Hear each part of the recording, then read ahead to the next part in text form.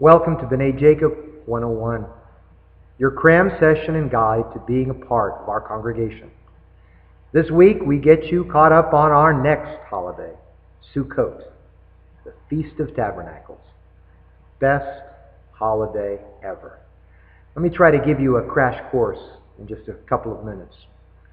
There are three pilgrimage holidays in the Jewish faith: Pesach, Passover; Shavuot, the Festival of Weeks; and Sukkot, the Feast of Tabernacles. They have both an agricultural nature as well as a historical feature as well. Passover, of course, commemorates the Exodus from Egypt. Shavuot, the Feast of Weeks, takes place exactly 50 days after the Exodus from Egypt and commemorates the giving of the Torah at Mount Sinai. Finally, Sukkot, the Feast of Tabernacles, reminds us of the Israelites wandering in the wilderness before entering the Promised Land.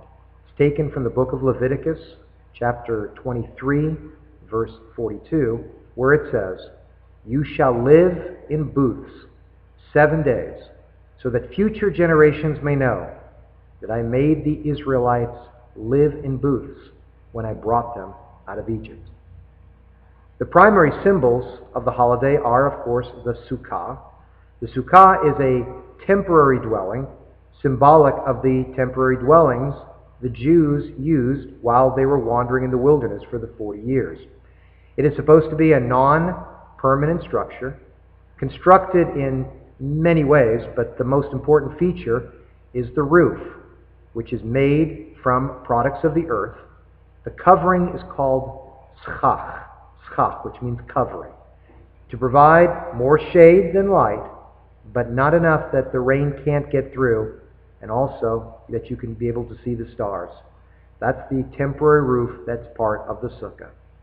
Now, because it says in the book of Leviticus, "You shall live or dwell in the sukkah," the custom, the tradition, are to eat meals in the sukkah, sleep in the sukkah, study. In fact, all major aspects of your life take place in the sukkah during the holiday of Sukkot.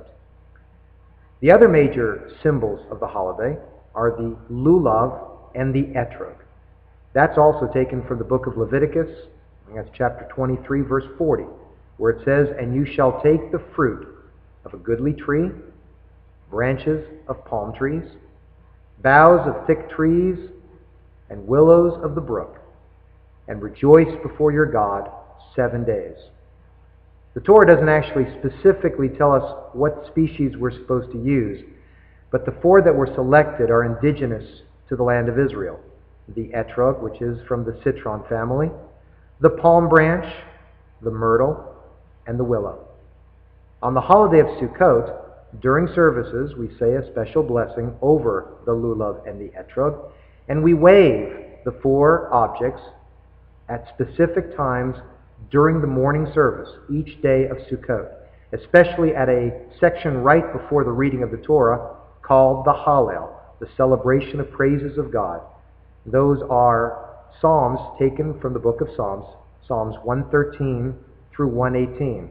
At various parts of the Hallel, we wave the lulav and etrog, celebrating all the major and minor gifts that God has given us.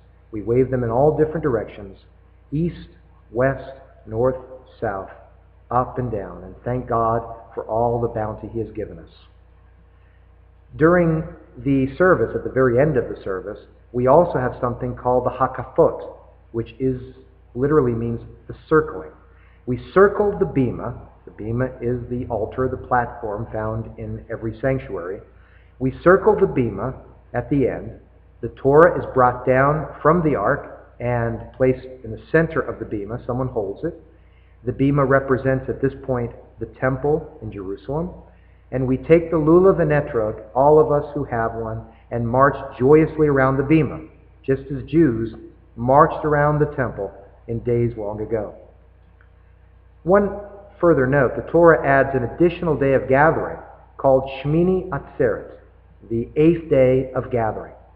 Also taken from the book of Leviticus, it says, "On the 8th day you shall hold a holy convocation." This actually becomes the final day of Sukkot, with none of the rituals associated with the first 7 days.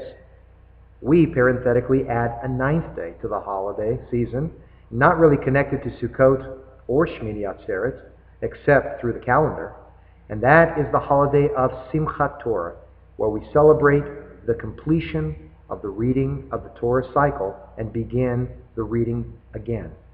Now, we'll talk about Simchat Torah in another video. What I'm going to do next time is actually be on location. We're going to be in the sukkah. I'll take you there and show you what a sukkah looks like.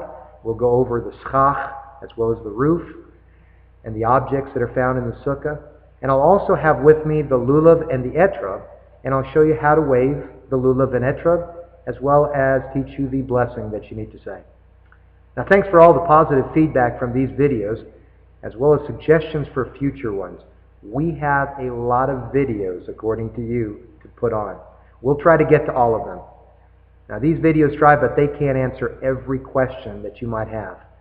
So if you have a question that maybe I didn't answer in this video, please feel free to drop me a line at charlestonrabbi@yahoo.com.